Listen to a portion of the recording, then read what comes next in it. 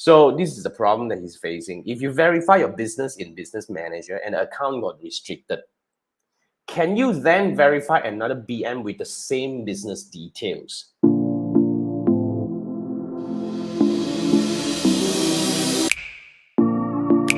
This is a very interesting question. I have never tried this before, but let me put it this way.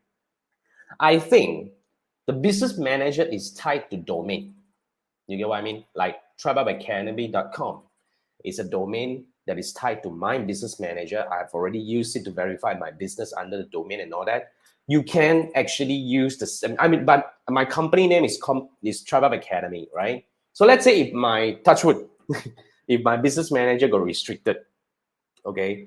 On the other hand, if my Business Manager got restricted, if I want to have a new Business Manager and I want to verify my business with it, I technically, if I'm not mistaken, Facebook do not track. As long as you have a valid business registration, they will let it go through. I doubt if they actually cross-check if the business name has been registered. But technically, if they do, then you can't.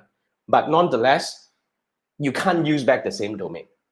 I think the domain is the one that is really deeply tied to the Business Manager level.